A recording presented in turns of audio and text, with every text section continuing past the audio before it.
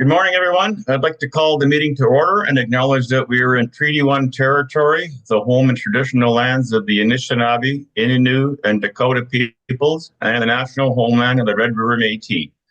Our drinking water comes from the Shoal Lake 40 First Nation in Treaty 3 territory. On the panel with me this morning is Ms. Michelle Duncan and Mr. Richard Whitbread. Our assessor is Ms. Sharon Tang.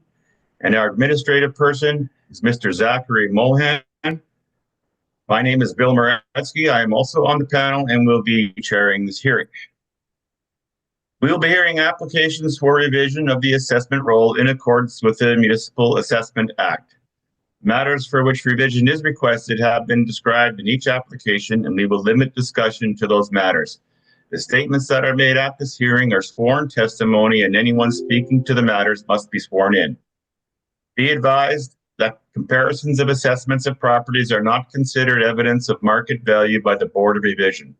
The Board of Revision is appointed annually by Council and is independent of it and the City Administration.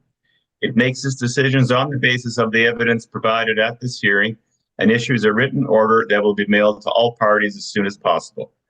Please note that the Board's decisions with respect to an application may be appealed to the Manitoba Municipal Board if the matter pertains to assessed value or classification, or to the Court of King's Bench if the matter pertains to the application of exemptions from taxation.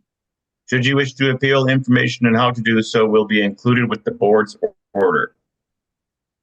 With respect to the hearing process, I will confirm the points of appeal with your property to be addressed with each applicant following the swearing in. We will then have the assessor's testimony followed by questions that the applicant may have, and then the applicant's testimony followed by questions. Each side will have an opportunity to summarize if they wish. Once all of the evidence about an application has been brought forward, the applicant may leave. The process will repeat for each item on the docket today.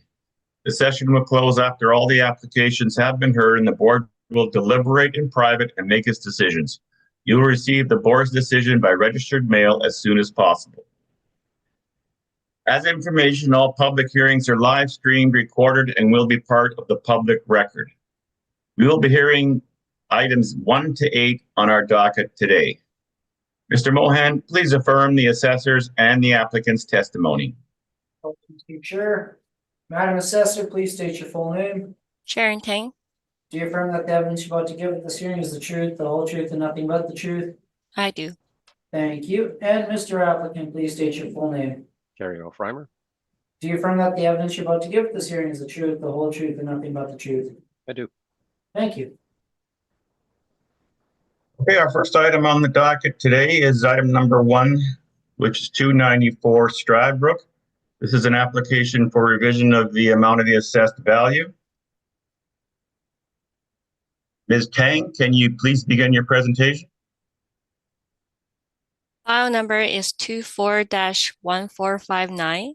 Roll number is 1203-1701-000. Address is 294 Stradbrook Avenue. The assessed value for 2025 is $1,523,000. The building has 2 stories. It was built in 1959 with an effective year built of 1979. There are 14 suites and 10 outdoor parkings. Page 2 and 3 of my brief shows the subject property photos and locations. Page 5 shows the evaluation. So there are 6 bachelor suites, 8 one-bedrooms. Then we use a monthly rent of $815.93. Then we use 3.2% vacancy, 47.77% expense ratio, and 4.55% cap rate. And that gives us $1,523,000. Page 6 shows the comparable rent and locations. 7 and 8 shows the cap rate studies. So for page 8, we use the 3-year historical information prior to the date of sale to calculate the cap rate for all the properties. And page 14 and 15 is the income and expense information for the property. And that's my presentation.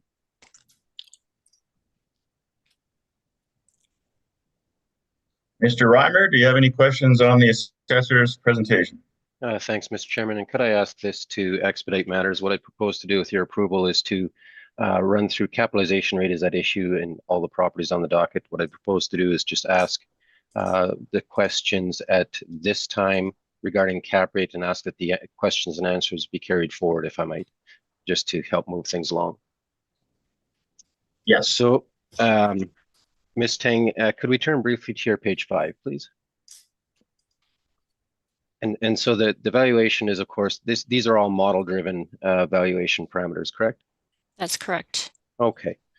And with respect to the information on page 8, and you were very clear that what your advice is that, and your testimony was that the department looked at the 3-year historical performance of the property. Now, the department hasn't provided you with the details of those income and expenses and the analysis that was done for that 3-year period, correct? I was provided, but I'm not able to provide it to the board. Right, so it's not in the evidence. Okay, we can agree that depending, and certainly I'm sure you're familiar with it, depending on the assumptions one makes concerning the income, but also the expenses, R&M and other expenses, that could impact the capitalization rate conclusions, correct? That's correct. Okay.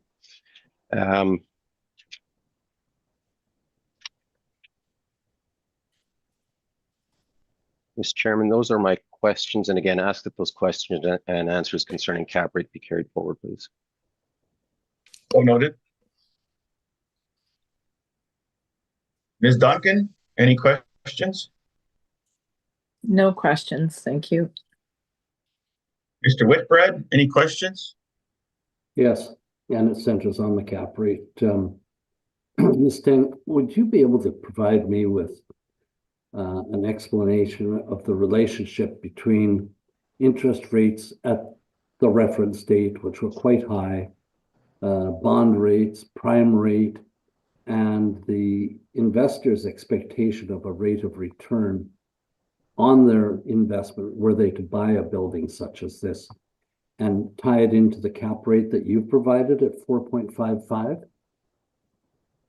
We don't have any studies regarding to the interest rate associated with the cap rate. The cap rate is calculated based on an NOI and the sale price. So typically when the interest rate increase, we might see an increase in the rent as well as the expenses. We do know that the expenses for the material has been increasing quite a bit for the last few years, which might have a higher expense.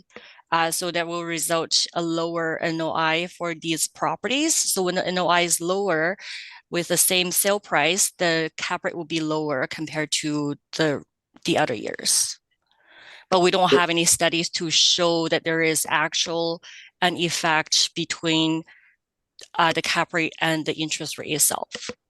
And you haven't seen any studies from any of the major companies then? No, we don't. We haven't compared any sales cap rate versus, I guess, for after the interest rate has increased compared to before the interest rate has like before. Yeah. Okay. Can you comment on whether there's a correlation or not between a higher interest rate period such as we were in 2023 and an investor's expectation that they would require a higher rate of return on an investment?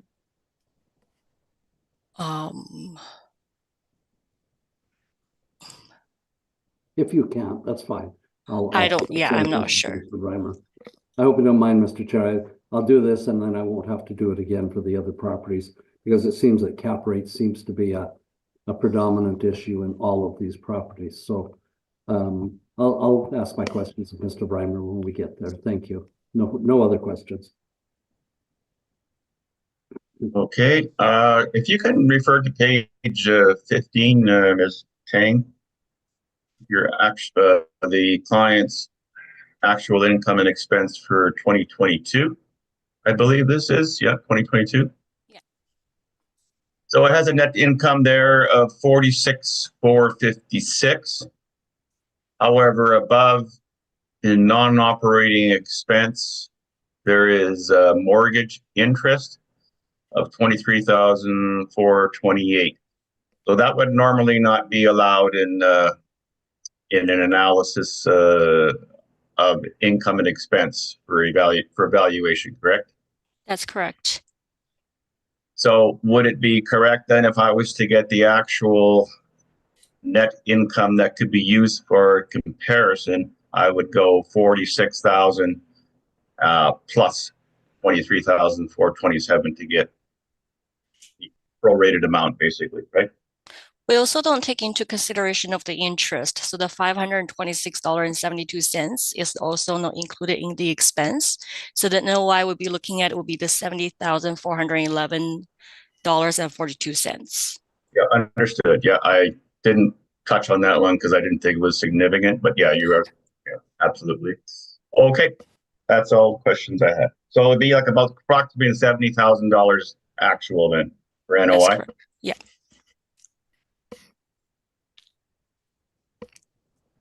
Okay, Mr. Reimer, you can begin your presentation. Thanks, Mr. Chairman. Could we start, please, with our main submission, please? And let me know when you've got it open.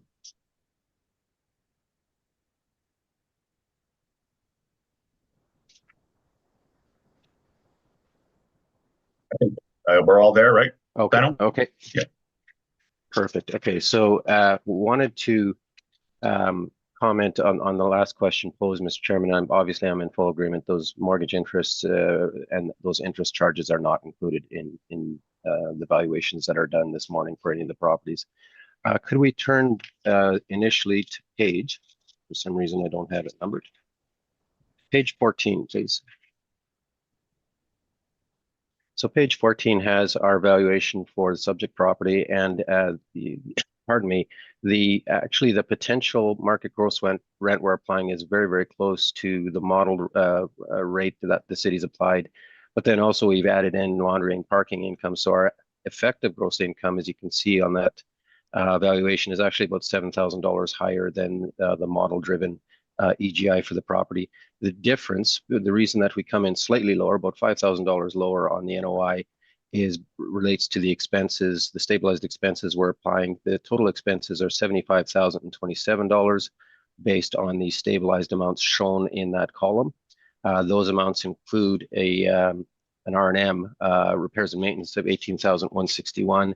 That in turn is shown on page 15 as to how we arrived at that particular number.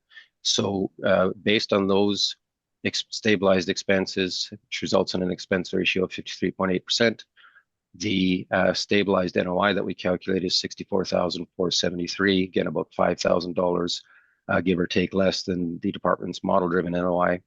And the most significant issue by far relates to capitalization rate. So our suggested rate, Mr. Chairman, is 5.75%.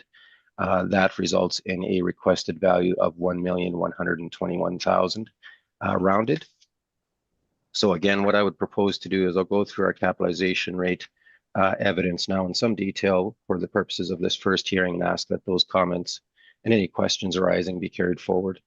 Mr. Chairman, if I could ask the panel members and Ms. Tang to open up our capitalization rate study. And again, if you might let me know when you're there. If I could make a point, Mr. Chair, that we've all seen this study frequently, and if Mr. Reimer could hit the high points. 100%. Absolutely. Yeah, it's 108 pages long. So. Yes. I won't read it verbatim. We'll be here till tomorrow. Mr. Chairman, are you there? Yes. Yeah. Okay. So the capitalization rate, and I am just going to hit on the high points. I know the board members and Ms. Tang have seen this many times. The capitalization rate, of course, is the expected rate of return on investment, return on investment, and is based on capitalizing a single year's stabilized income to drive a value for the property. Mr. Whitbread's questions and comments certainly tie into some of the materials that we've got in the study. If I could ask the members and Ms. Tang to turn to page 7. We do speak at some length there about what was happening in the economic climate, this very steep, rapid increase in the Bank of Canada rates from 0.25% all the way up to 4.25% as of April 1, 2023. And that happened basically within the span of about 15 or 16 months, as you can see on that chart. The question that Mr. Whitbread posed, and is a very good one, if you turn to page 8, there's a couple of fundamentally, there's a couple of things that flow from that kind of rapid increase in rates. Top of page 8, we've got a chart that shows the 5-year and 10-year Government of Canada bond yields, and of course the mortgage rates as well on the 2 lines for 5 and 10-year commercial rates. As one would expect, they were all of those indicators increased substantially based on the Bank of Canada's increase in the rates during that time period. And on page 9, I think is probably the most instructive chart. There you can see the relationship. Of course, we're talking about a 10-year Government of Canada bond rate, bond yield as an investment alternative to real estate. I mean, other things too, regular stocks, but specifically to real estate. And the chart shows the bond yield obviously decreasing significantly leading up to 2020, but then rising very, very rapidly. And the capitalization rate indicator on that chart, being that top line, it doesn't follow in lockstep. We're not suggesting that, but it absolutely trends along the very same lines as the 10-year Government of Canada bond yield. There typically is a lag, and that's what we see right on the right-hand side of that chart, where the 10-year bond rates had increased significantly, and you can see on the top line, the capitalization rates were just starting to show the impacts of those very rapid increases. In the Colliers Canada cap rate report, this is roughly the middle of page 9, they do talk about it. They say that cap rates in Winnipeg have begun to increase due to the rising rate environment, which is consistent with other locations in Canada. And that, of course, is what one would expect, both as to the cost of money, investment alternatives, and what an investor would expect, building in the risk premium in his capitalization rate for real estate. So it all ties in very, very closely. If we go to page 12, now I'll cut to the heart of the matter as to the analysis that we've done. Page 12, we've got a total of 5 sales. They range in rates from a low of 5.42% up to a high of 7.11% for the properties shown there. And based upon those indicators and taking into account with the subject property, this has got a high degree of, obviously, a very large percentage of bachelor suites and 1-bedroom suites only. And taking a look at those factors, and the parking is, sorry, I'm jumping ahead now a little bit. Could I ask the board members to open up, having gone through the cap rate, to open up the main submission again, and I'll just go through the capitalization rate considerations we had in this case. Those are located on page 13.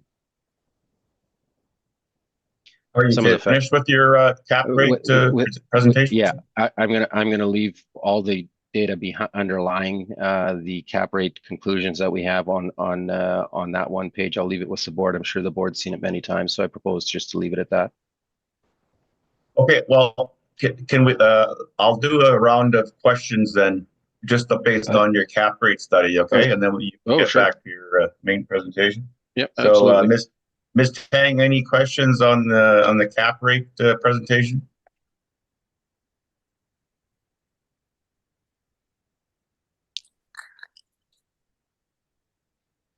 Ms. Tang, any questions?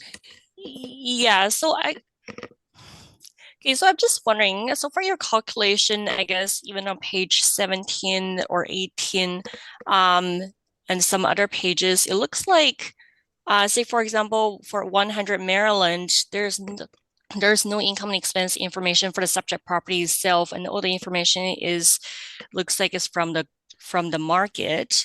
And page 18, it looks like there's no income for the 3 years or 4 years, and then the expense is based on 3 years stabilization. And see here. And on page 13, it looks like the income and expense is only based on 1 year. I'm just wondering if you have any comments regarding to the inconsistency for the methodology when you calculate the NOI. Absolutely. I mean, I don't think it's inconsistent, Mr. Chairman, to Ms. Tang's question, but certainly the data that we're applying is based on the best data we had available for each of the properties. So Ms. Tang, absolutely, you're right. On page 13, we had the 1 year's data, and we applied that. And with respect to on page 15, again, it was based on the data that we had there. We certainly believe the data. It's, to be clear, the best case scenario is to have 3 complete years of data with which to stabilize and to complete the analysis. And that's sort of similar the similar kind of analysis you see on pages 18 and 19. But for where we didn't have the full year's data, or the 3 years data, I should say, we applied what we were able to find, some of it through marketing materials. And of course, with the marketing materials, there is a professional and ethical obligation on real estate agents to present it fairly and not misrepresent any of the ability of the property to generate net operating income. So we did, in fact, use the data that was available. It's not 3 years worth in all cases. I absolutely don't disagree with that, but we use the best data that we had available. No further questions. Okay, Ms. Duncan, any questions on the cap rate study? No questions, thank you. Mr. Whitbread, any questions? Yes.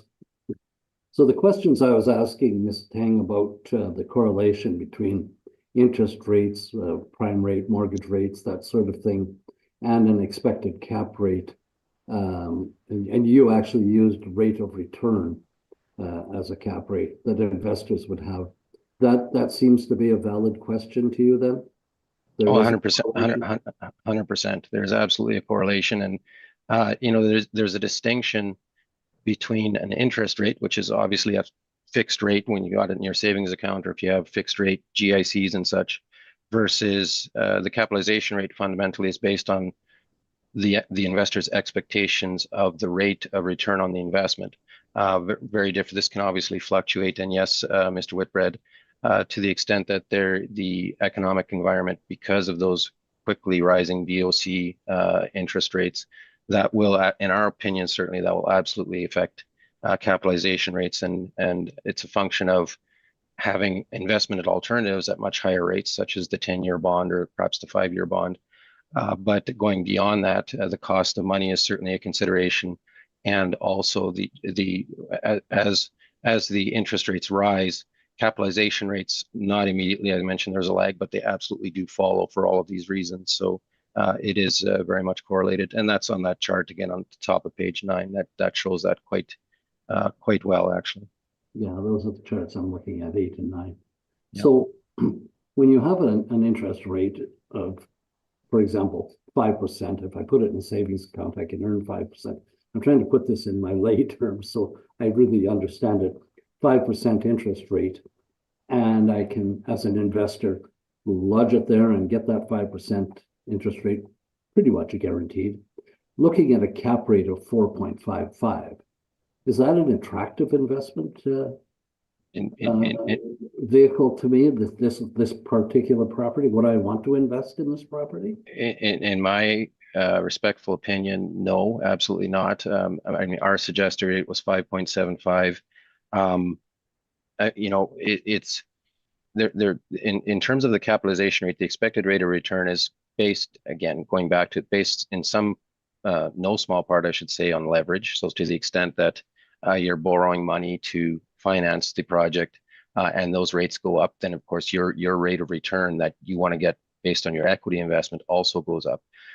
So the 4.55%, and I haven't not yet entered our rebuttal, but we do comment on that, and I will comment on that briefly, that that rate is a GIC would bring pretty much a guaranteed rate, and we don't think that would reflect the risk inherent in real estate for this kind of asset. So our suggestion is that, to your example, Mr. Whitbread, if I'm able to get what amounts to pretty much a guarantee at or close to 5%, or a real estate asset, which always carries with it some risk. The risk can come up because of unanticipated expenses, because of unanticipated softening of the market where it's difficult to keep your building full, all these things. There is a risk element involved.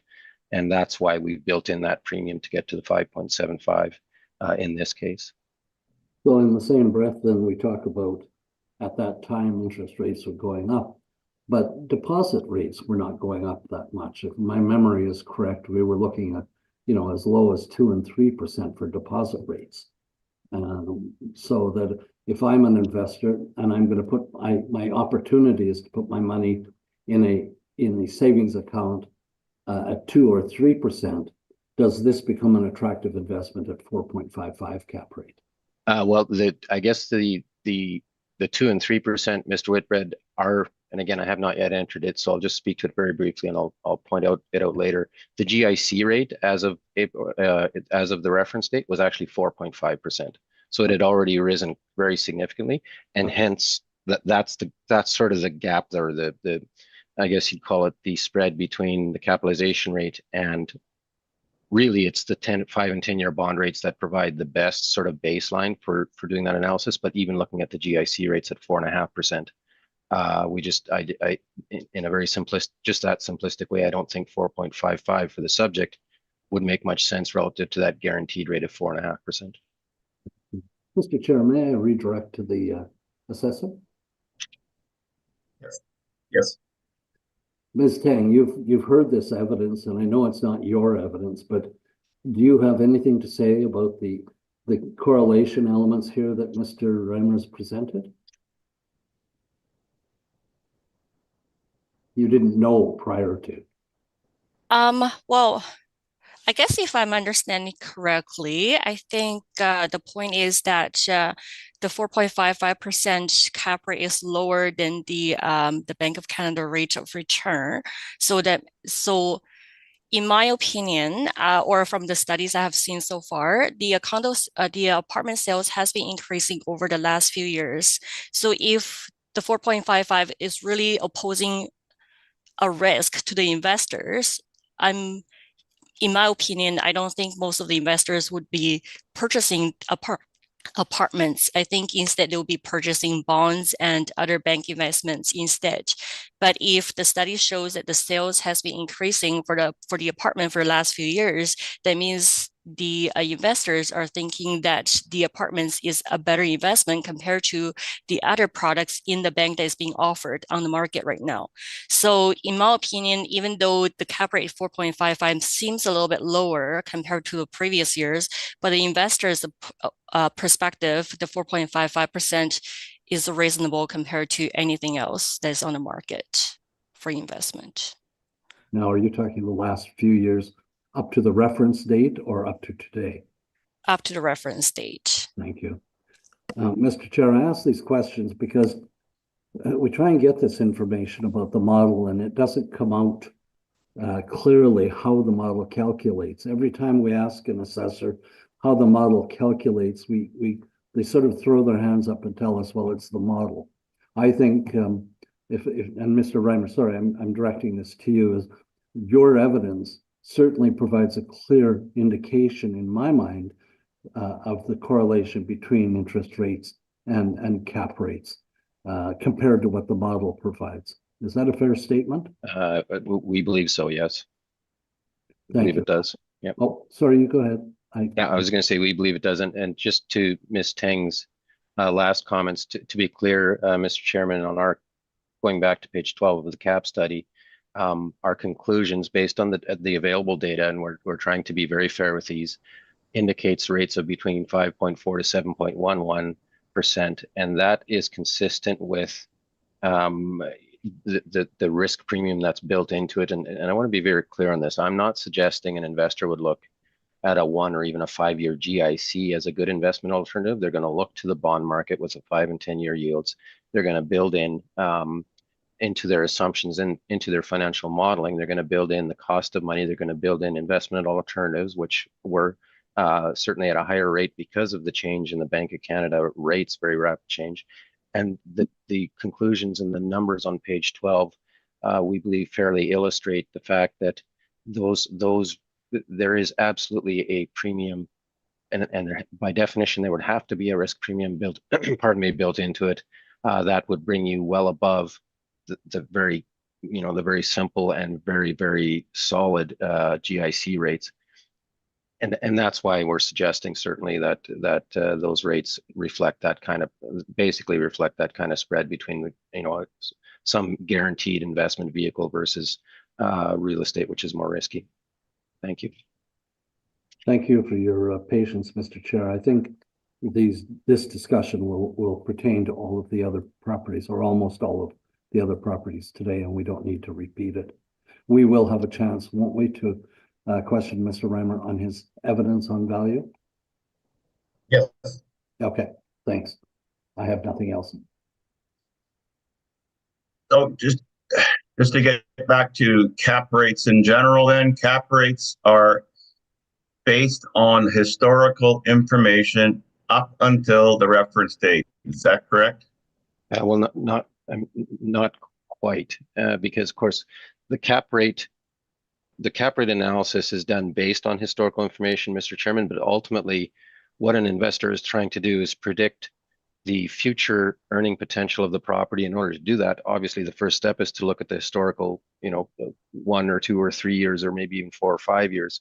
So that's the starting point. But ultimately, the investor is going to be saying, okay, we've got all this wonderful historical data, but what does this mean for the future? What assumptions? If some very simple examples is there a lot of deferred maintenance where I'm going to have to sink a bunch of capital. Am I very limited, as most of these properties of this vintage are, limited by rent controls? What do I expect with respect to the expenses? Is the R&M, repairs and maintenance, what are the costs specifically of that, or maybe perhaps utilities if they are going to be increasing a lot? So the starting point is to look at the historical information, but ultimately the investor it's a forward-looking exercise saying, what's the risk? What's the risk to the NOI that I'm calculating, and how do I build that into my cap rate? However, when the system is in this system, when we're evaluating the properties, we have to go by the historical information up until the day that reference date that we're evaluating it. Isn't that correct? Yeah. But yeah, that is exactly what we're doing. And again, I go back to, if there are elements within the valuation that would be appropriate to take into account based on the way an investor is looking at it, that is absolutely something that should be done. And in the case of, actually, I'm going to go back to this. If we go to initially, and I'll give you an example of this, page 12 again, please, Mr. Chairman. I'm there. So the bottom two, 150 Hendon and 2390 McPhillips, the rent for the McPhillips property, the rents in place were below market at the time of the sale, and we did take that into account as we firmly believe. And after the transaction, it became very clear that there was an ability to increase the rents, and they did. In the case of Hendon, that the purchaser anticipated rent increases. This was because of an RTB order that was to take effect on June 1st, immediately prior to the sale date. So there are things, Mr. Chairman, to be clear, I'm not disagreeing. You absolutely look at the historical data, but you also have to take into account what you know as of the reference date and how that impacts your financial modeling when you come to the cap rate conclusions. And that's what we've certainly tried very hard to do with our conclusions on page 12. Yeah, I don't want to get into a back and forth with you on it. I just wanted you to clarify that, yes, it is when we're evaluating these properties, when the assessor is evaluating, when the applicant is evaluating them, they use historical data up until the reference date, correct? When we're valuing the subject, absolutely. Yes, we're evaluating properties. But we're looking ahead, Mr. Chairman. We're not buying these properties, we're evaluating, correct? Yeah, that's correct. But it's based on what an investor would what the property would sell for in the open market by a willing seller to a willing buyer. So up until the reference date, correct? Yes. Okay, that's what we're doing, correct? Isn't that what we're evaluating? We're evaluating based on what is known as of April 1, 2023. Correct. Okay. We'll move on that then. So you can go to your base presentation then? Page And 14, you said please. you had a rebuttal, Mr. Reimer? I do. I'll just quickly tie in on page 14 the final analysis and conclusions, and then if would submit the rebuttal at that point. Okay. Once that's done. So on page 14, then, as I mentioned, the capitalization rate we've applied is 5.75% based on a stabilized NOI of 64,473, and results in the requested value of 1,121,000. Again, I would propose to do this once. If I could ask the board members then, well, Mr. Chairman, should I enter the rebuttal first, or do you want to have questions on the main submission prior to me doing that? We need to do the questions on the main presentation. Okay. Yeah. Sure. Okay. Okay. So Ms. Tang, any questions on the applicant's presentation? No questions. Mr. Whitbread, any questions? No, I have none. Thank you. Ms. Duncan, any questions? No questions, thank you. So on your stabilized expenses, it appears that you've used the 22 values for many of the first items on here. Then you stabilized over the previous years for hydro, water, and gas, correct? Or no, you used 22 on those ones as well? 2022 for the utilities, yep. Yeah, 22 for the utilities. What did you actually spread across the previous years as far as expenses go? So if you look at the repair and maintenance component, Mr. Chairman, that's 18,161. Yeah. If you go to the next page, page 15, that provides the breakdown. It's actually a 5-year stabilized average. And as you can see on the chart on page 15, that's at the bottom right-hand corner in yellow. That's how we get to the 18,161. And it is based on the figures that are shown there over the 5-year period from 2018 to 2022. And that's what we've applied in our valuation. And we've also applied, I don't know if you had noted this as well, but the real estate taxes fluctuated significantly. So in that case, we've used the 2022 taxes of 14,798 rather than the average, which is higher but skewed because the 2020 taxes seemed awfully high. I have no further questions, so you can begin your rebuttal then. Okay, if we could open up the rebuttal document, and again, I'd propose to go through this just once. So in our rebuttal document, on page 2, we've got, this is the chart that Ms. Tang has presented in her evidence. We do note, and this goes to, Mr. Chairman, to Mr. Whitbread's comments, the GIC interest rate was actually 4.50%, and much of the capitalization rate, or a number of the capitalization rate conclusions that the city's come to, would be less than that. Certainly the for the reasons we've talked about, the spread between a guaranteed investment or a bond rate and the capitalization rates, the spread is always there. It's a matter of degree, but certainly we believe that at 4.5%, the capitalization rate of 4.55% in this case, it just doesn't add up to the environment that we were in as the reference date. On pages 4, and again, I'm sure the board has seen this many times. On page 4, we do mention the 727 Sergeant, 241 Young, and 459 Sergeant. The MLS listing we note for Sergeant does show a higher income, and based on the known rents, the capitalization rate conclusion we come to is 5.79. The only other, I did mention the Hendon property, which is actually in our study as well. That's the property that had the RTB order with the rent increases, and that's how we come to our conclusion of 5.42. And the materials are behind, included in the rebuttal document. And with respect to Maryland, which is another property, and you need not turn to it, but on page 23, we do reference 677 Maryland, and there's actually a more recent sale closer to the reference date that we've used for our analysis. and the department used the prior sale in December of 2020 rather than the March 1st, 2023 sale just prior to the reference date. Subject to any questions, Mr. Chairman, I'll leave it at that for the moment. Thank you. Thank you. Ms. Tang, any questions on the rebuttal? No questions. Any questions, Ms. Duncan? No questions, thank you. Any questions, Mr. Whitbread? I have none, thank you.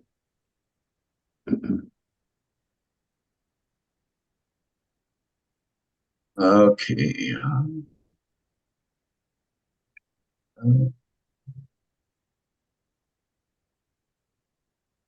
Okay, again, here on page 2, you've compared it with GIC's 4.50%. Mhm. So there are Just- different reasons why investors would invest in different avenues, correct? There's real estate, there's stocks, there's all kinds of different investments, correct? Absolutely. Absolutely. So how an investor chooses to invest, there's all kinds of variable reasons why they would invest in one or the other in accordance with what they want, correct? 100%. Yeah. The 4.5% is not meant, the GIC rate is not meant to be a true comparison. If an investor is looking, typically they're investing in real estate for, a significant holding period, which is why we make the reference to the bond yields and the bond rates, 5 and 10-year rates, and the trend line between those rates, the Bank of Canada rates and cap rates. But absolutely, the 4.5 represents if you want to just put your money in somewhere completely secure for a period of time, that's your vehicle to use. Many alternatives, including real estate. So would this be a fair characterization of any, not a investor out there that may see a real estate investment with a cap rate of 4.5%, and you may see a GIC with a rate of return of 4.5%. He may still choose that real estate. Would that be correct? He may. I'd suggest, Mr. Chairman, he absolutely wouldn't in that environment, and not because of the GIC rate alone, but that GIC rate points to the very rapid rise in interest rates. And what I will suggest in no uncertain terms, there's virtually always a spread between the Bank of Canada rates. There's going to be a spread, and that's in the chart that I had on, I believe it was page 8, a spread between the bond rates and the capitalization rates that investors are choosing because of the risk. In your example, if the investor was assuming that the bond rates and the GIC rates were going to be dropping significantly in a short period of time, then it would make, then that certainly stands to reason. But certainly that could be a reason why you would choose the real estate then, correct? Instead of the low risk return. Yeah, absolutely, it could be. And also, he may think that investment may appreciate as well, correct? Appreciation is absolutely correct, Mr. Chairman. But again, I go back to this. An investor is all other things being equal, real estate is there is always an element of risk, and certainly based on the conclusions. And again, I want to be clear. I'm not suggesting 4.5% is the alternative and the be all and end all, but it certainly points to the fact that the trend line with the capitalization rates increasing because of the change in interest rates would have an impact whether you're leveraged or not. If you're leveraged, it has an even more significant impact because now your cost of money to buy the investment is much higher. But you're you're absolutely right. If the investor thinks that the asset is going to appreciate, the cap rate is going to look very low. But he's assuming that in perhaps 5 or 8 or 10 years that the asset will appreciate significantly, and that's also going to go into his financial modeling 100%. Okay, thank you very much for that. We've done the rebuttal.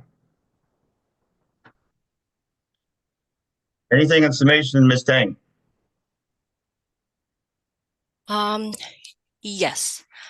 So in my opinion, I don't think when we're looking at the multifamily properties, we should just be looking at the residential properties alone.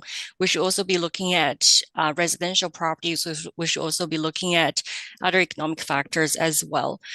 So when the interest rate does increase, it poses more difficult times for the residential homeowners to purchase their first homes or purchase their properties for themselves. So in that case, there's an increase in demand for renters to rent places. So I think when the interest rate does increase, the demand for the apartment increase as well. So the investors would prefer to invest in apartment buildings compared to the other investment products that are on the market, which does, I guess, makes sense. So in my opinion, even though our cap rate is 4.55% for the subject property, I still think that the investors would prefer the real estate compared to other investment products on the market at a time. Anything in summation, Mr. Reimer?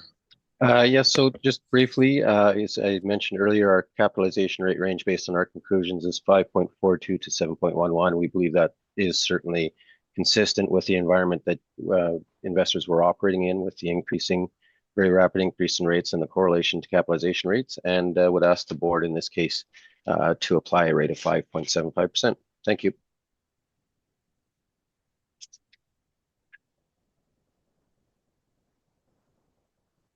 Thank you very much. That will conclude item number 294, Stradbrook.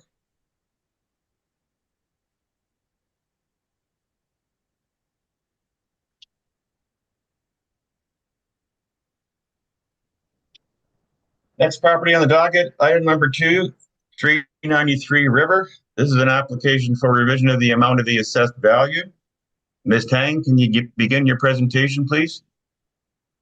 File number is 24-1407. Roll number is 1203-245-4000. Address is 393 River Avenue. The assessed value for 2025 is $1,841,000. The building has 3 stories. It was built in 1928. There are 22 suites and 4 outdoor parkings. Page 5 shows the evaluation. So there are 22 one-bedrooms. We use a monthly rent of $856.41. Then we use 3.2% vacancy, 57.11% expense ratio, and 5.1% cap rate, and that gives us $1,841,000. Page 6 is the comparable rent and locations, and 7 and 8 is the cap rate studies. And page 14 to page 16 is the income and expense information for the property. And that's my presentation. Thank you. Mr. Reimer, any questions on the assessor's presentation?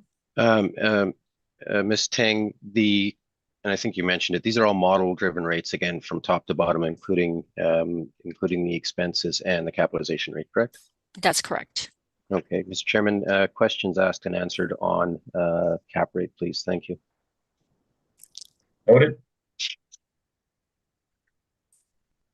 Ms. Duncan, any questions? No questions, thank you. Mr. Whitbread, any questions? Yes. Do you know if this is a heritage designated building, Ms. Tang? I'm not too sure. Nothing in the registry, or you No. didn't check? Sorry, you didn't check? I'm sorry? You didn't check the registry to see if this is heritage? No, I didn't. Okay.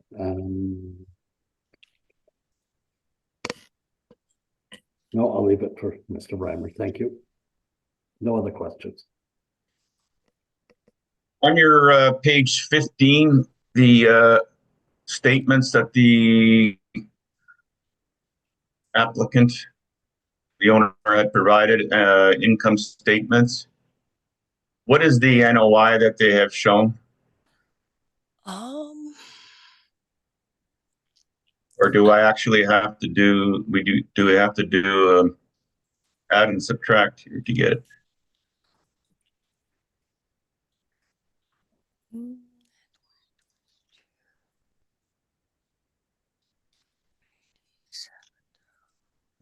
$222 for the revenue, 205, is that correct? 222 minus 205? Um, 220, yeah, 222. so there is a mortgage payment for about 70,000. Yes, there is. You're correct. Yeah. So Yeah, that would be added to it, right? yeah, so I think after we add it back, the NOI is about 87,000. 87,000. Yeah. So your model's showing 94,000. You're aware of that?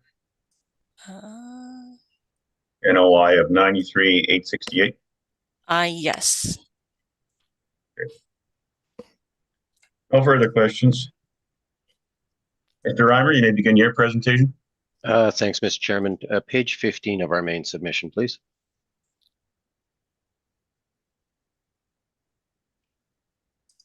So in this case, this is another case where the effective gross income that we're calculating is actually just a tick higher than the department's model-driven EGI. Our EGI is at 221,787. The department's is at 218,857. So again, very, very close. Where we differ in terms of the NOI calculation is on the expenses. We've got stabilized expenses of 140,336, and within that, again, Mr. Chairman, you'll see the stabilized R&M expense of 55,331. The details of that are on the following page, on page 16. That's again based on the 5-year average.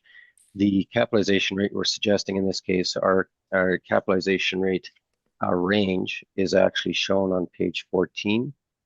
And for the older properties built pre-1946, and again, this is a 1928 age building, we're suggesting a range of 6.1 to 6.6%.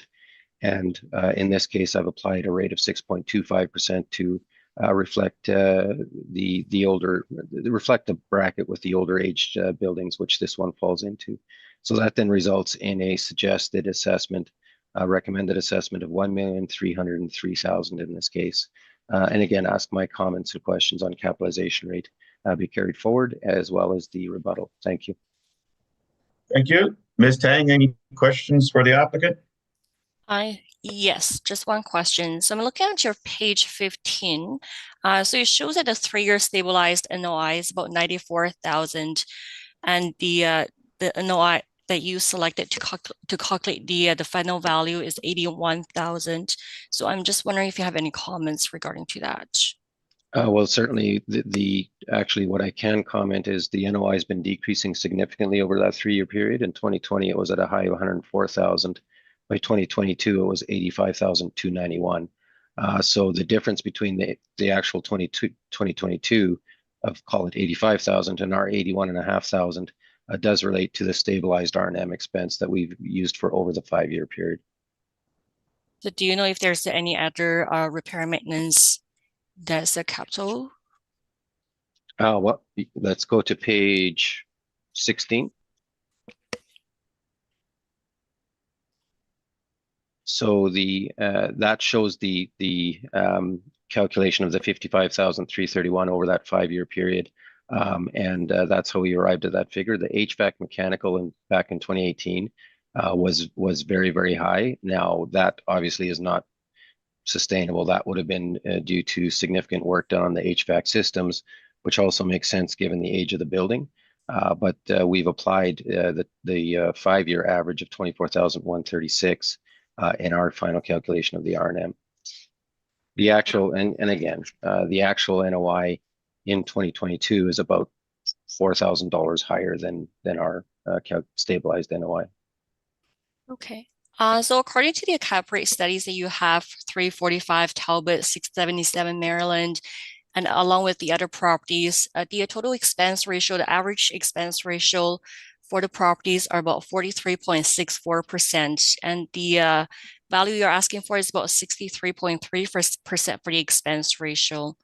I'm wondering if you have any comments. Yeah, absolutely. It's based on the site-specific valuation. Of course, Ms. Tang, this is a much older building, and one would expect that there's less efficiencies. There's a much higher degree of R&M.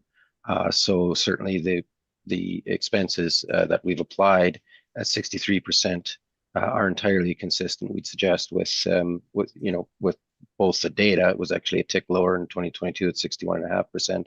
but also with an expectation that the expenses are going to run higher for a building like this. Okay, no further questions.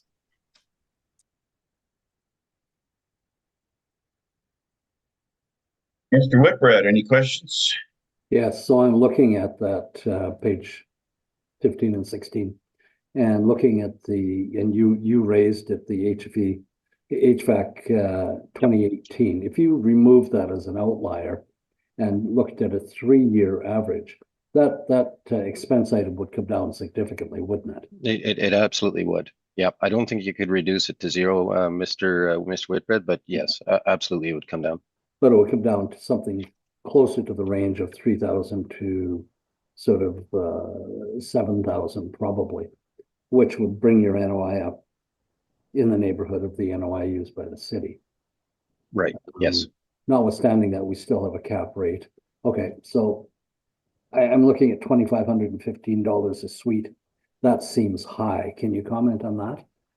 Again, I'd suggest for the age of the building, and with the increase in the increased costs with the trades leading up to the reference date, $2,500 a suite for this kind of asset, I'd suggest it's certainly not out of line. One wouldn't expect it for a much more current asset or 70s, 80s, 90s vintage typically, but the 2,500 rate I'm suggesting is not unreasonable in this case. Okay. And do you know if it's a heritage building? It isn't, to the best of my knowledge, it is not. I did look into that, and no, I don't believe it is. Okay.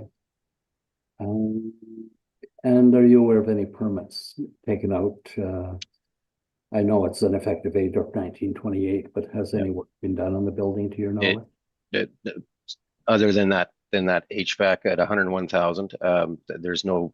Put it this way, I don't know of any permits one way or another. Certainly nothing substantial that has been done to my knowledge in the past few years. Thank you. No further questions. So your cap rate's a little higher on this property. Is that because of the age of the property? Yeah, essentially, if you look at the bracketing that we're suggesting, Mr. Chairman, on page 14, this would be in the top bracket, the pre-1946. And so we're applying within that bracket at 6.25%. I have no further questions. Anything in summation? Mr. Sorry? Chair, I have a question, please. Thanks. Did I miss you? Yeah. Sorry. No worries.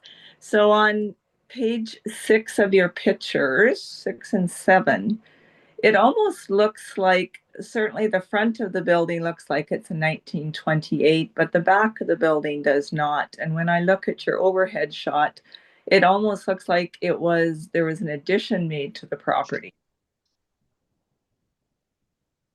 Would that be? That's a very fair comment, and yet all of our records, including, and I'll now refer to the very last page of our brief, Mr. Chairman, there is just the 1928 building or date shown for the property. So, Ms. Duncan, I totally see what you're saying, but all the information I have is that it's a 1928 build. Is that something the city assessor could answer, Mr. Chair, if she has any perspective on that? Certainly. You can direct the question to her. Yeah, Ms. Tang, do you have anything in your records stating whether or not there was an addition put on the original build? I'm just looking at any permits here.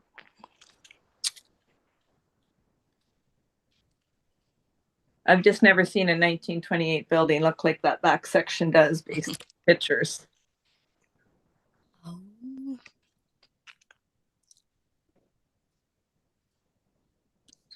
We don't have any permits for any additions for the property, so the assumption is that it was built at the same time. Okay, thank you. No other questions. Okay, my apologies there. Again. Anything in summation, Ms. Tang? No, thank you. Anything in summation, Mr. Ryman? No, thank you. That will conclude item 2, 393 River.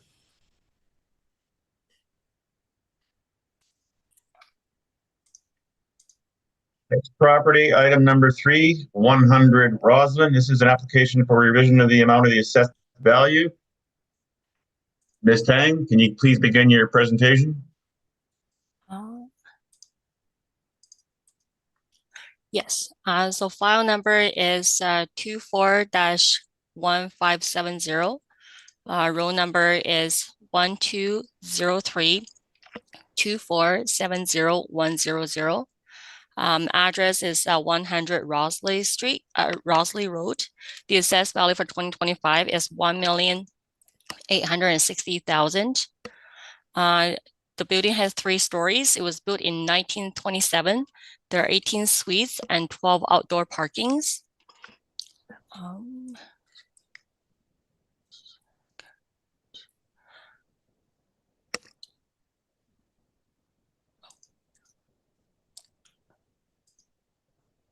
So I would like to make a recommendation for the property.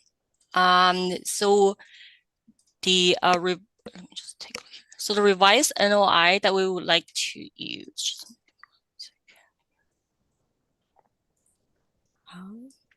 So revised NOI that we'll be using would be $93,918.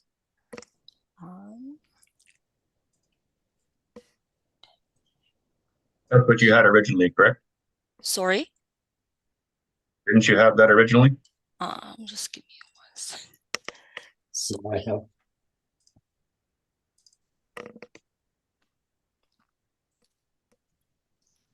Yeah, on page 5, your summary is, that's what you have originally. Okay, sorry, just give me 1 second. Okay.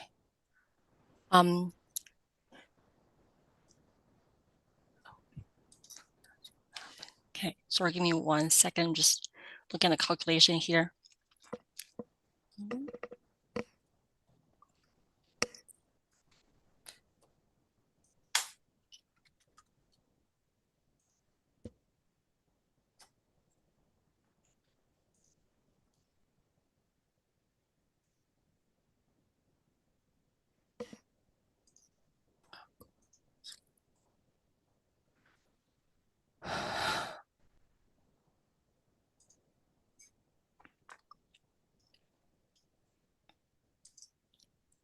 Okay, sorry. So the NOI we're proposing will be $84,832.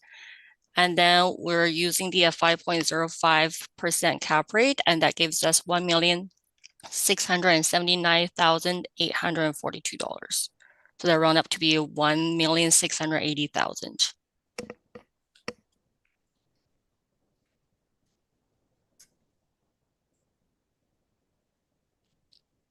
We ask what Ms. Tang changed to get that new NOI? We just changed the potential rent. So we changed it from $212,442 to $191,892. Then we use the same vacancy, 3.2%, same expense ratio, 54.33%, and that gives us $84,832 for NOI. Does that change your rent per apartment? That is correct. Yeah. What did you drop it to? Let me just take a look here.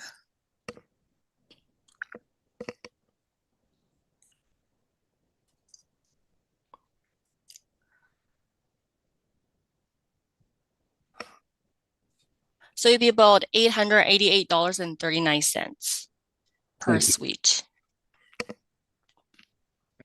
How much, sir? Can you repeat that? $888.39.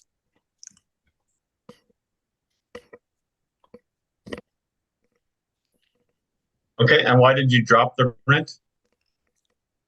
Just after reviewing the income and expense information, we noticed that the income is much higher compared to the property itself. So we decreased we changed the quality from average to below average to align with the market information. Okay. Mr. Reimer, do you accept that recommendation? I don't have instructions, Mr. Chairman, but now we're very, very close, and I would say I would agree with 1,680,000. Thank you. Okay. So you are accepting then? I agree with that value, yes. Yep.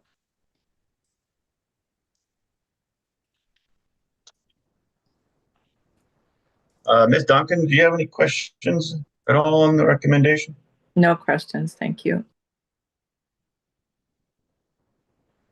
So it's not necessary for you to do your presentation then, Mr. Reimer?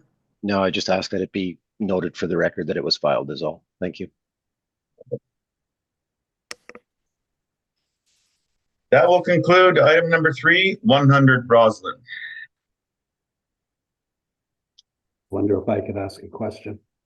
I know you've concluded, but I didn't get a chance to ask questions. I thought you did ask questions, but I guess you weren't. That was just You weren't clarifying finished her then? numbers. That was just clarifying her numbers. Okay, go ahead. So do we know if this building is a heritage building? It may seem irrelevant, but I'd like to establish a pattern. What's that? I'm not sure. I didn't check. You don't know? No. Okay. I'll leave it there, Mr. Chair. Thanks. Okay.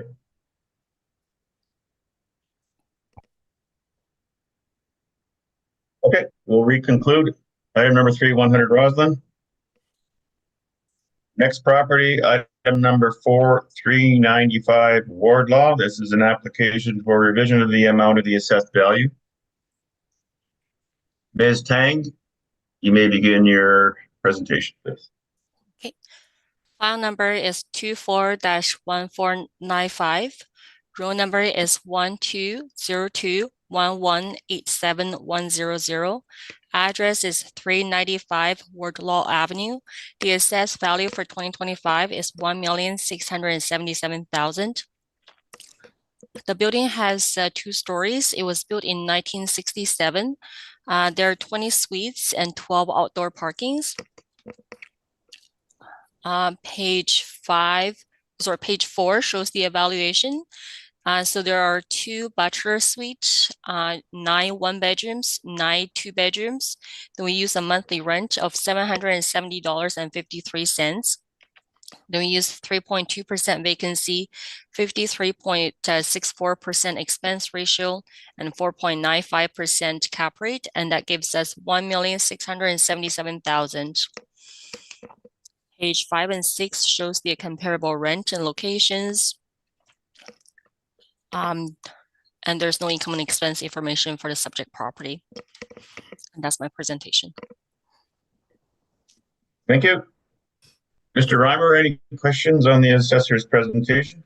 Thanks, Mr. Chairman. Just again to confirm, Ms. Tang, these are entirely model-driven values from top to bottom, correct? That's correct. Now, you mentioned there wasn't any income and expense information. Our records show that it was submitted, but the department doesn't have them then? We don't have it for 2022. That's correct, yes. All right. Thanks very much, Mr. Chairman. Those are my questions. Again, questions asked and answered on cap rate and the rebuttal, please. Okay.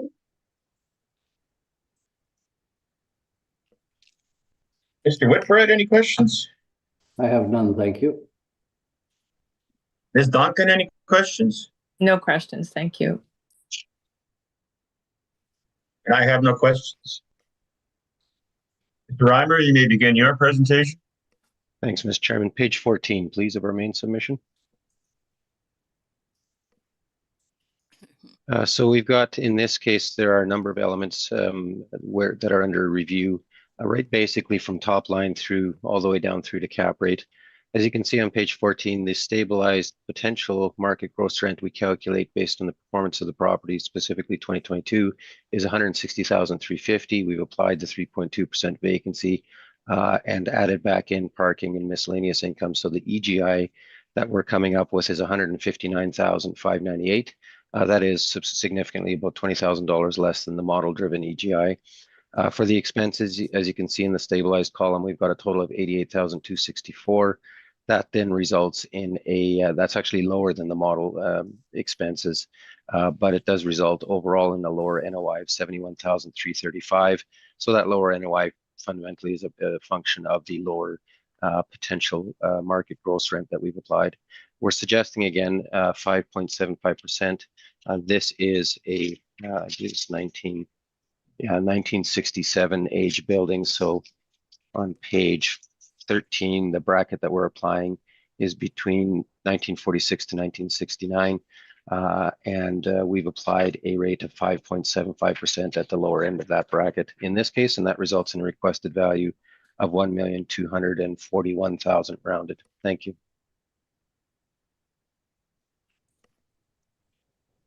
Ms. Tang, any questions on the applicant's presentation? Yes, I'm wondering, so on page 14, it shows the 3-year stabilized NOI is about 78,000, and in your calculation, the NOI that you're using for calculation is about 71,000. I'm wondering, what was the explanation again? So if you look at the repairs and maintenance, Ms. Chang, that's at 20,577, and those details are on page 15. So that 20,577 is about $4,000 higher than the 2022 actual. It's lower than the other 2 years, but that's where so that would make up about $4,000 in difference. And of course, we've applied the utilities, the 2022 utilities at 27,989 in our stabilized, which are again based on 2022, and they were lower in 2021 and 2020. Okay, no further questions.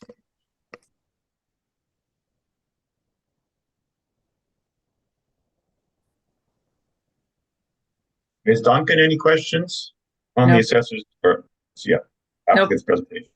Okay. Mr. Whitbread? No, I have none, thanks. I have none. Anything in summation, Ms. Tang? No, thank you.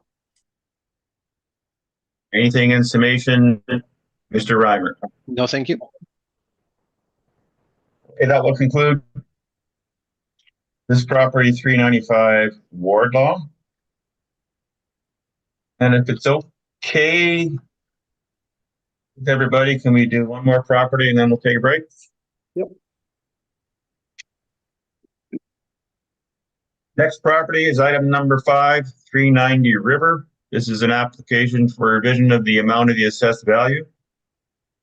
Ms. Tang, can you please begin your presentation? File number is 24-1406. Roll number is 120320555000. Address is 390 River Avenue. The assessed value for 2025 is $1,780,000. The building had 3 stories. It was built in 1910. It has 16 suites. Page 5 shows the evaluations. There are 14 1-bedrooms, 2 2-bedrooms. We use the monthly rent of $912.86. Then we use 3.2% vacancy, 48% expense ratio, and 4.95% cap rate, and that gives us $1,782,000.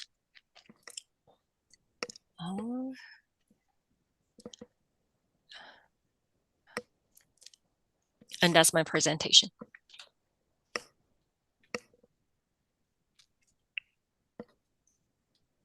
Mr. Reimer, any questions on the assessor's presentation? Just the one again, Mr. Chairman. So Ms. Tang, on page 5, these are model-driven rates from top to bottom, correct? That's correct.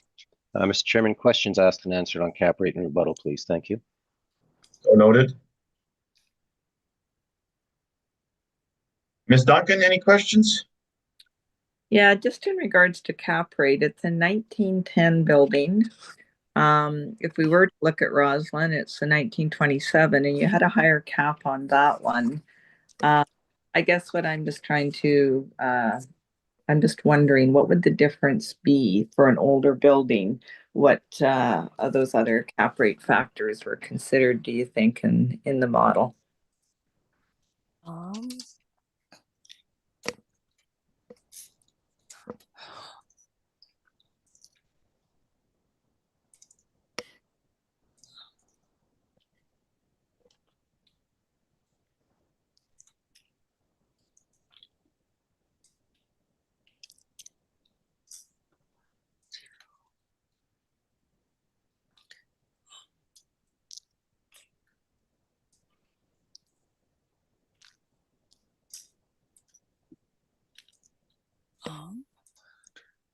Sorry.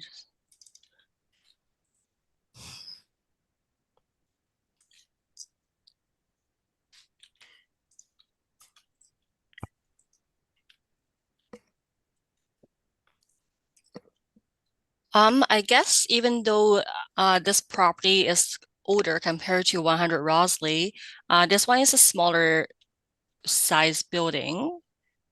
Well, slightly small. The land is very small compared to the other property. So this one, the land is about 5,000 square feet, and 100 Rosley has about 1,500 square feet for the land. So I guess maybe the factors has been adjusted based on that. Okay, thank you. No further.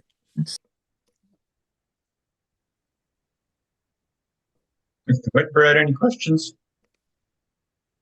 The same old questions. Is it a heritage building? I'm not sure.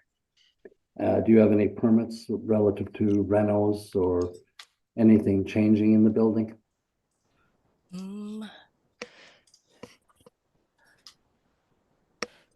Not I'm aware of.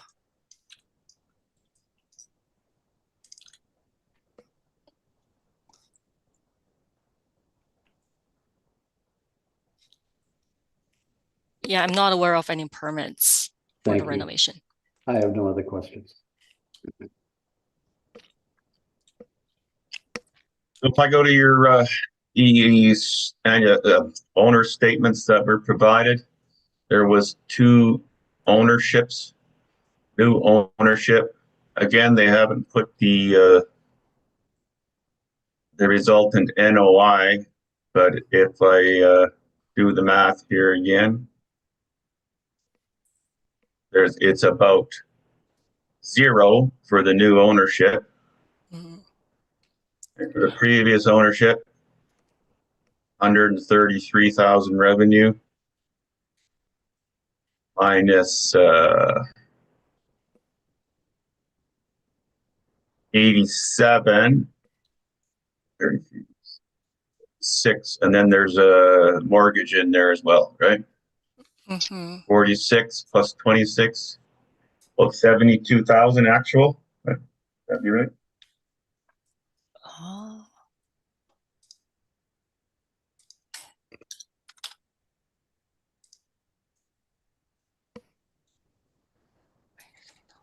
Previous ownership had a mortgage in there.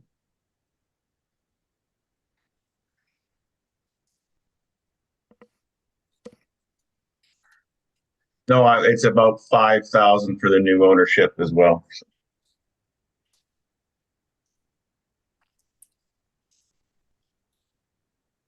We're actually looking at about 77 then.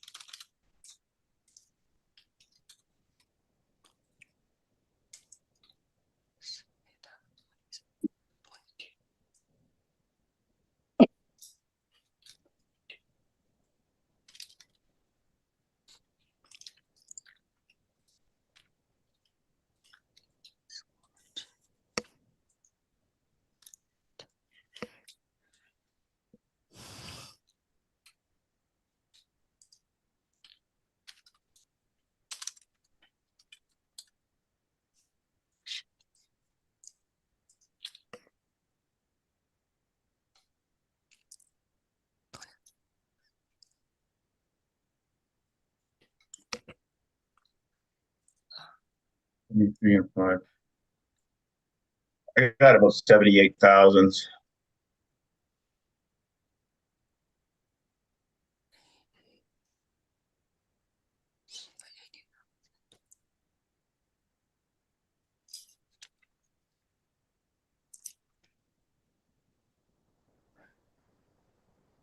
Mr. Reimer, is it important that that's verified from your position? Not critically, no, absolutely not. Okay, we can move on, Ms. Tang. Mr. Chair, I do have a question. No, I mean, I got to move on from my question. Sorry. Great. But yeah, sure. Go ahead. You had already asked me if I had any, but I just realized that there's, Ms. Tang had indicated there's been no sales on the property yet. This is talking about a new ownership, so I'm a little confused on that one. Yeah, I was looking at that too when I was reviewing the property. We don't have any record regarding to the sales. So if there, my understanding is that if there's a share sales, then you wouldn't go through land transfer, then we wouldn't have that record for the sales. So we're not too sure exactly what kind of sales entailed in this transaction, so we don't have any information. Okay, thank you. No other questions. Okay. Mr. Reimer, you may begin your presentation. Thank you, Mr. Chairman. Page 14, if we could, please. So the 20, just to the first point, the 2022 NOI that we calculate is a touch lower, Mr. Chairman, 73,846. But you know that the $5,000 difference would make a difference. But if the calculation is at 78,000 in that range rather than the 74,000, which is what the 2022 actuals are, that I would not be concerned about that. In this case, the differences in the valuation actually again start with the top line. The potential market gross rent we calculate is 155 relative to the modeled rate of 175. So there is a significant difference there. By the time we add back in the property tax refund, miscellaneous income, and laundry, then the gap between the EGI that we calculate in the department's model-driven EGI is quite a bit more narrow. It's about $10,000. We're at 159.5, and the department's at about 169.5. Our expenses are higher. We've used an stabilized expenses of 86,488, which results in a stabilized NOI of 73,110. Again, with this older building, we've applied the 6.25 rate, and that's at our bracket for pre-1946 buildings, and the resulting value is $1,170,000. To comment on, I'm not aware of, well, Ms. Tang's comments are exactly right that if there was a sale through land titles, it would be registered at titles and the department would have record of it. I'm not familiar with any terms of a share sale in this case, but I do note Ms. Duncan's comments earlier, so I just wanted to comment on that. Thank you.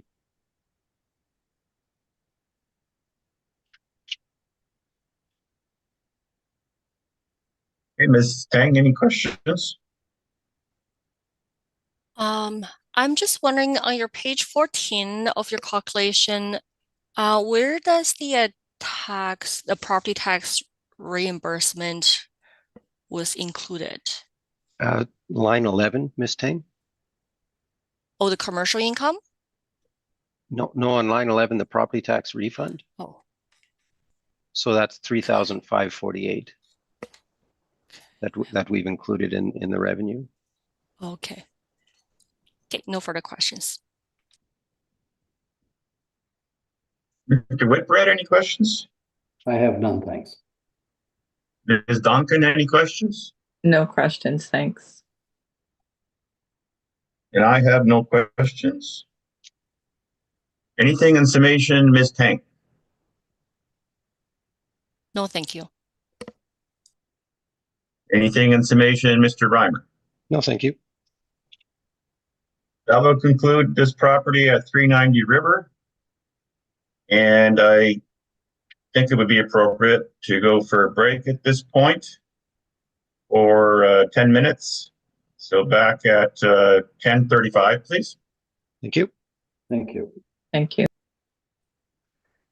We're back in order.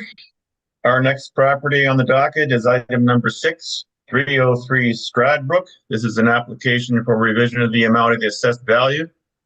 Ms. Tang, you may begin your presentation on this property, please. File number is 24-1461. Row number is 1203-1800100. Address is 303 Stradbrook Avenue. The assessed value for 2025 is $1,580,000. The property was built in 1963. It has 16 suites and 9 outdoor parkings. Page 5 shows the income valuation. So there are 4 bachelor suites, 6 one-bedrooms, 6 two-bedrooms, and we use a monthly rent of $842.45. Then we use 3.2% vacancy, 50.05% expense ratio, and 4.95% cap rate, and that gives us $1,580,000. And page 5, 6 shows the comparable rent and locations, and page 15 and 16 shows the income and expense information. And that's my presentation. Thank you. Mr. Reimer, any questions on the assessor's presentation? Thanks, Mr. Chairman. Again, Ms. Tang, these are model-driven parameters from top to bottom without reference to site-specific information, correct? That's correct. Mr. Chairman, questions asked and answered on cap rate and rebuttal, please. Thank you. So noted. Mr. Whitbread, any questions? I have none, thank you. Ms. Duncan, any questions?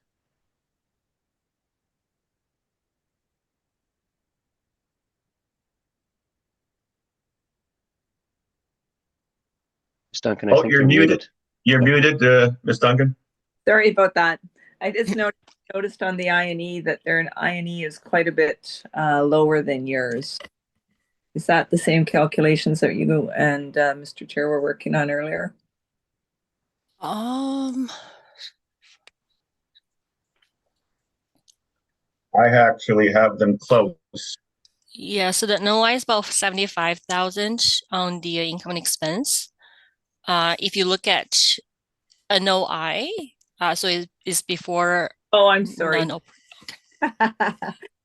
Missed the O in there. Thank you.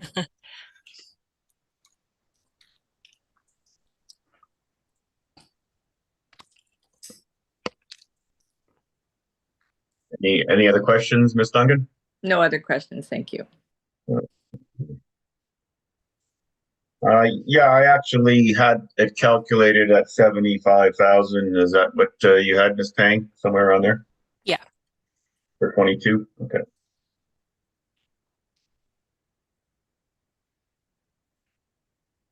Mr. Reimer, you may begin your presentation. Thanks, Mr. Chairman. Page 14, please.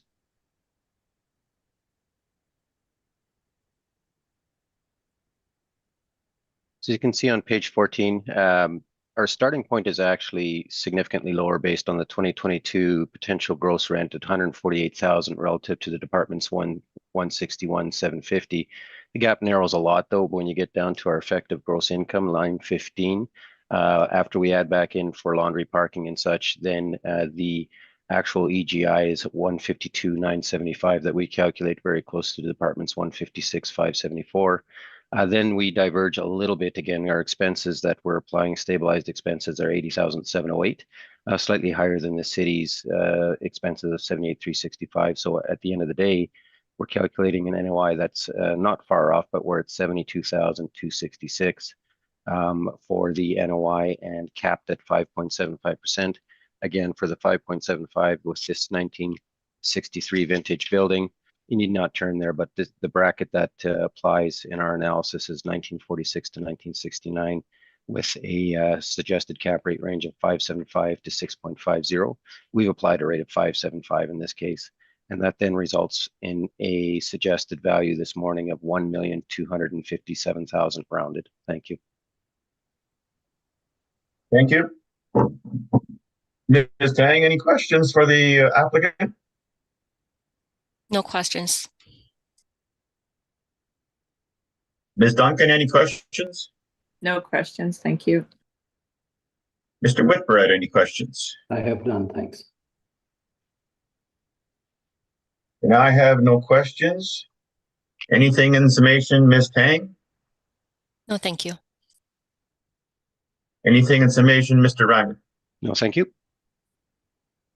That will conclude the property at 303 Stradbrook.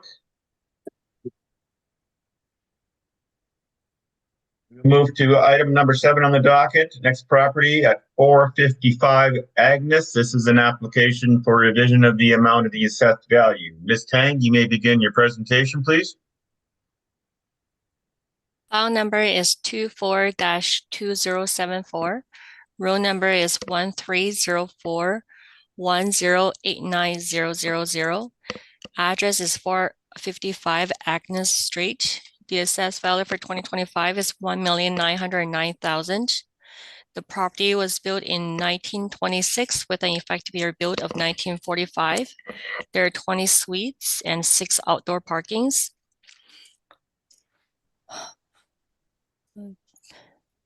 Page 5 shows the evaluation. So there are 21 bedrooms. We use a $876.93 for the rent, and 3.6% vacancy, 50.14% expense ratio, 5.3% cap rate, and that gives us $1,909,000.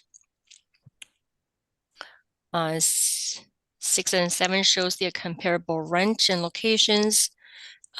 Page 15 shows the income and expense information, and page 16 shows the permit for renovation. And that's my presentation.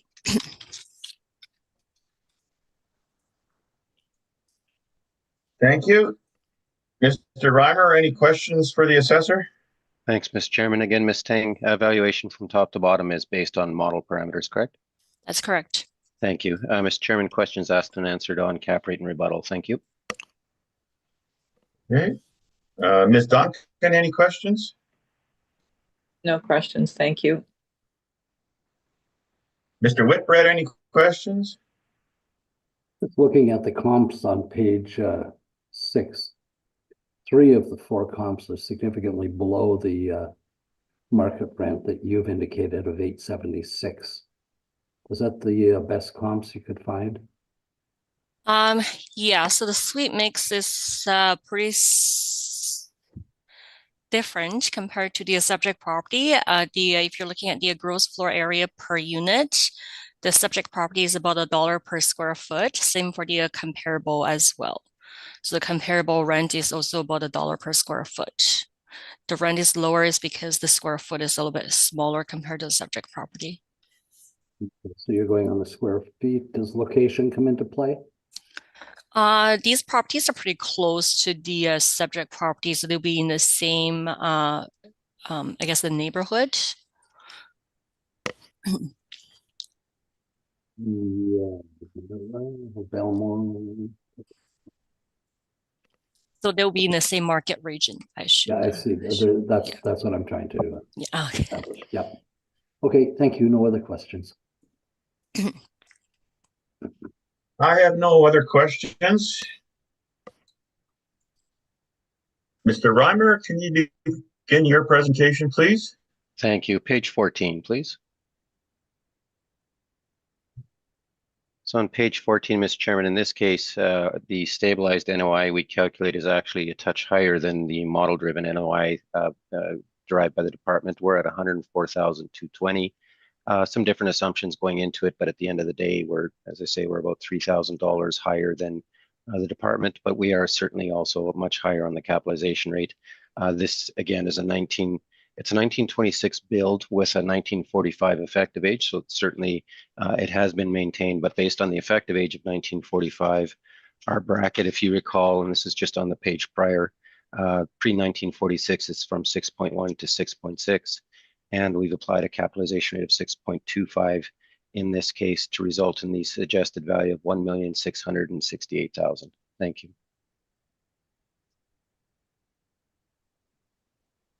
Thank you. Ms. Tang, any questions on the applicant's presentation? Do you know if the property receives a property tax rebate? Sorry, are you talking about the provincial rebate? It's just that in one of the briefs that you have, that there is the property tax rebate that was added into the total NOI, and I don't see any here. So I'm just wondering if just that one particular property is receiving the rebate, or all the properties received the rebate. All the properties did, Ms. Tang. That's going to be a function of the different method of reporting. So the real estate tax is expense. Most owners, in fact, virtually all owners just report the net amount rather than the gross amount that would be payable prior to the rebate being paid, and then show the rebate part on top line under revenue. So this is simply, all the properties absolutely would, but it's a function of them reporting the net property taxes payable after deduction of the rebate. No further questions. Mr. Whitbread, any questions for the applicant? Looking at page 14, your expenses, your average, your stabilized is 55.2, 49.6, 52, with an average of 52.3, yet you dropped it to 48.3. Can you comment on that, please? I certainly can. So, Mr. Chairman, if you look, the couple of things happening there, if you look at line 30, the property taxes, and this will be in part, not wholly, but in part a function of the rebates. The property taxes were highest in 2020 at 18,000, down to just a tick under 15,000 in 2022, and that 14,963 is what we used. So that's one of the drivers. Just scanning through. Really, okay, yeah, there's another one. So line 15, management fee. We will invariably apply a stabilized rate of 5%, and in this case, for whatever reason, the owner's actual management fee was 17,400, which we would consider an expense above market. So we've gone back to the 5% standard and applied a stabilized management expense of 10,000. So that would be the bulk of the reasons behind the lower stabilized expenses that we've calculated. I'm also looking at line 22, your utilities. Maybe you commented on that. The utilities, we've applied the 2022 actuals, yeah. 8509. That 8509 is incorrect because actually in 2022 they submitted the expenses separately for hydro, water, and gas, but for the prior years they just gave the one subtotal. So actually I'm glad, Mr. Whitbread, you picked up on that, because that 8509 is not correct. The actual average should be on the subtotal of line 23. That would be the average of 20,105, 22,333, and 25,526. Yeah, okay, Yeah. I see that. Yeah. And no, that's fine. I have no other questions. Thank you. Ms. Duncan, any questions? No questions, thank you. Just back to the real estate taxes. I noticed that the real estate taxes are going down. What? Yep. Any comment on why that would be? A big part of that will be the education property tax rebate that was instituted by the prior government. So if you recall, Mr. Chairman, for residential properties, and that's both for single-family dwellings and condos, but also multifamily apartment buildings.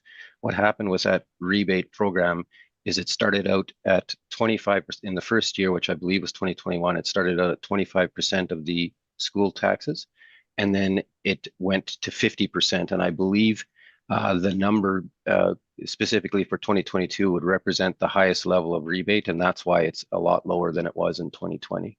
I believe that's the majority of the reason. They may also have been, and I'm not aware of this, there may also have been a property assessment appeal for 2020 that was resolved maybe in 2021. But I do think the bulk of that reason is because of the rebate. Okay, thank you very much for that. I have no further questions. Anything in summation, Ms. Tang? No, thank you. Anything in summation, Mr. Reimer? No, thank you. That will conclude this property at 455 Agnes. We'll move to the next property, next and last property on the docket, which is item number 8, 980 Wolseley. This is an application for revision of the amount of the assessed value. Ms. Tang, you may begin your presentation.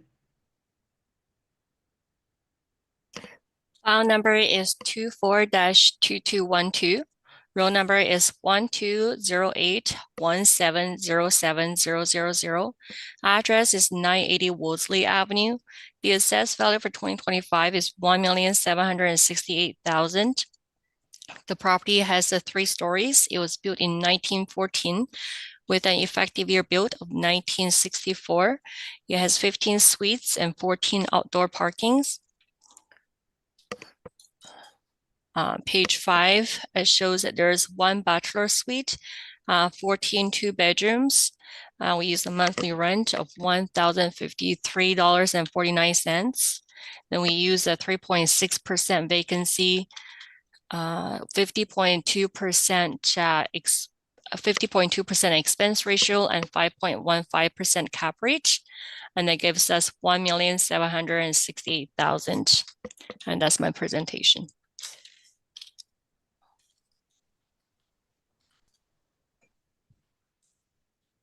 Mr. Reimer, any questions for the assessor? Thanks, Mr. Chairman. Ms. Tang, again, it's model driven top to bottom, correct? That's correct. Mr. Chairman, questions asked and answered on cap rate and rebuttal, please. Thank you. Mr. Whitbread, any questions? No, I'll leave it. Thank you. No other questions. Ms. Duncan, any questions? No questions, thank you. And I have no questions. Mr. Reimer, you may begin your presentation. Thank you. Page 14, please.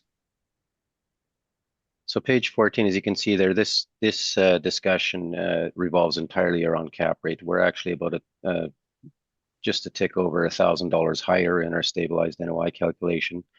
So the capitalization rate we've selected in this case is 5.75%.